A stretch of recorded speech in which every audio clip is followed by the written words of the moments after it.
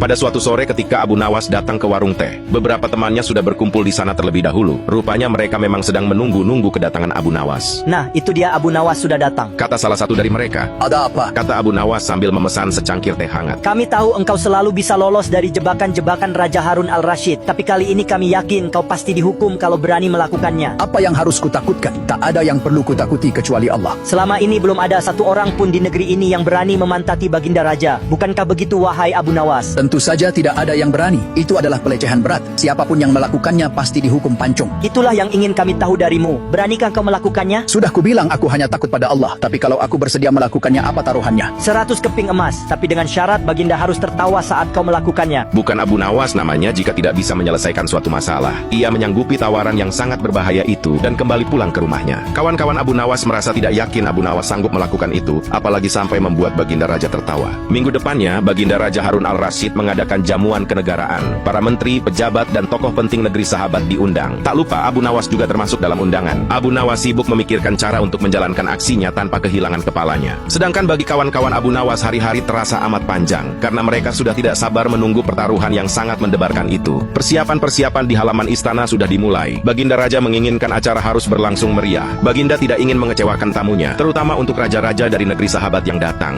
Akhirnya hari yang dinanti tiba. Semua tamu sudah hadir, kecuali Abu Nawas. Teman-temannya yang memperhatikan dari jauh tampak kecewa. Tapi ternyata mereka salah. Abu Nawas datang, hanya saja terlambat, sehingga ia duduk paling belakang. Acara berlangsung khidmat. Beberapa tokoh penting menyampaikan pidato. Lalu giliran Baginda Harun al-Rasyid berbicara di depan para tamu menyampaikan pidatonya. Setelah menyampaikan pidato, Baginda melihat Abu Nawas duduk sendirian di tempat yang tidak ada karpetnya. Baginda heran dan bertanya, Wahai Abu Nawas, kenapa engkau tidak duduk di atas karpet? Paduka yang mulia, hamba haturkan terima kasih atas perhatian Baginda. Hamba sudah merasa bahagia duduk di sini. Wahai Abu Nawas, majulah dan duduklah di atas karpet, nanti pakaianmu kotor. Ampun tuanku, sebenarnya hamba memang sudah duduk di atas karpet. Baginda bingung mendengar pengakuan Abu Nawas, karena Baginda melihat sendiri Abu Nawas duduk tidak di atas karpet. Karpet yang mana maksudmu, wahai Abu Nawas? Karpet hamba sendiri, tuanku yang mulia. Sekarang hamba selalu membawa karpet kemanapun pergi. Tapi sejak tadi aku belum melihat karpet yang kau bawa. Baiklah Baginda yang mulia, kalau memang ingin tahu, maka dengan senang hati, hamba akan menunjukkan kepada Paduka yang mulia. Abu Nawas pun berjalan pelan ke depan. Sesampainya cukup dekat dengan Baginda, Abu Nawas berdiri kemudian menungging menunjukkan potongan karpet yang ditempelkan di bagian pantatnya. Abu Nawas kini seolah-olah memantati Baginda Raja Harun al-Rasyid. Melihat ada sepotong karpet menempel di pantat Abu Nawas, Baginda Raja tak bisa membendung tawa sehingga beliau tertawa terbahak-bahak diikuti oleh para tamu yang datang. Kawan-kawan Abu Nawas yang menyaksikan kejadian itu merasa kagum. Mereka harus rela melepas 100 keping uang emas untuk Abu Nawas.